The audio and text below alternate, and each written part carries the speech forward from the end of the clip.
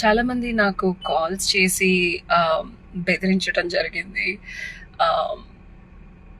నేను సుబ్బారావు గారిని సపోర్ట్ చేశానని, మంగ్లీ కేసులో మంగ్లీకి అగైనెస్ట్గా మాట్లాడుతున్నానని, నిన్న నేను పెట్టిన వీడియోస్ కూడా కొన్ని డిలీట్ చేయడం జరిగింది.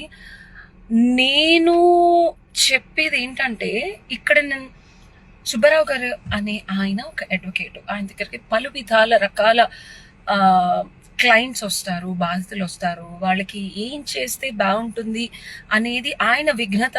అండ్ అపోజిషన్లో మంగ్లీ గారు ఉన్నారు. ఆవిడ తప్పు చేశారా, ఒప్పు చేశారా అనేది పూర్వపదాలు చూస్తే తెలుస్తుంది. సో ఇక్కడ నేను మంగ్లీ గారిని అపోజ్ చేయట్లేదు, సుబ్బారావు గారి క్లయింట్స్ని సపోర్ట్ చేయట్లేదు. నేను చేసింది ఏంటంటే, నాకు జరిగింది సిమిలర్గా ఆయనకు కూడా జరుగుతుంది. ఒక అడ్వకేట్ని పోలీస్ స్టేషన్లో పోలీసులు వాళ్ళకి నచ్చినట్టు, వాళ్ళకి వచ్చినట్టు, వాళ్ళకి తోచినట్టు, వాళ్ళు తలచినట్టు, వాళ్ళ తలపులకి ఏది కుదిరితే అలాగా వాయు వేగంతో వాళ్ళ జ్ఞానం, విజ్ఞానం, ఆలోచన, పనితనము చేస్తున్నారు. కాబట్టి అది అనవసరంగా ఒక అడ్వకేట్ మీద బాధ్యతాయుక్తంగా కాకుండా రహితంగా ప్రవర్తించారనే భావన నాకు కలిగింది.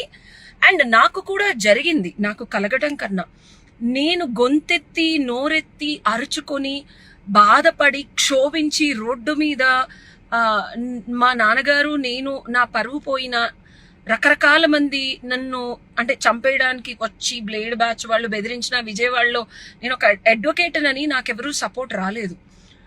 ఆ బాధ, ఆ భయము, ఆ ఆక్రోశము, ఆ ఆవేదన, పోలీసులు ఏదైతే ఒక అడ్వకేట్ మీద రాంగ్ కేసెస్ పెట్టి అనవసరంగా మా బాధ ఇది అని చెప్పి క్లయింట్ తరఫున కానీ మాకే నిజంగా బాధ ఉండి పోలీస్ స్టేషన్కి వెళ్ళి విన్నపించుకున్నా మమ్మల్ని సప్రెస్ చేయడానికి, ఫ్యాక్ట్స్ని డిస్ట్రాయ్ చేయడానికి నేనే ఒక బాధితురాలిని. కాబట్టి ఆ బాధని వినమ్రతతో నేను ఎక్కడా చెప్పుకోలేకపోయాను. కాబట్టి సుబ్బారావు గారు అదే సిమిలర్ సిచ్యువేషన్లో ఉన్నారు. కాబట్టి గొంతెత్తి నా బాధకి ఒక ప్రతిరూపంగా ఆయన కనిపించారు. కాబట్టి యాజ్ అన్ అడ్వకేట్గా ఆయనని చాతుర్యం ఉంది, బుర్ర లోపల ఏం లేదు, ఏం తెలీదు అనుకుంటారు. ఏమి ఉందో ఏమి తెలీదో తెలుసుకోవడానికి లక్షలు పెట్టి లాస్ ఎకోలో సీనియర్స్ని అడిగి బాబ్ అని విద్యని అర్థిస్తూ అడుక్కుంటూ చదువుకుంటూ నేర్చుకుంటున్నాను. బట్ వన్ డే డెఫినెట్గా అన్నీ తెలుస్తాయి అని చెప్పను, కానీ ఎవరైతే మాట్లాడినారో వాళ్ళకన్నా డెఫినెట్గా బెటర్గానే ఉంటారు.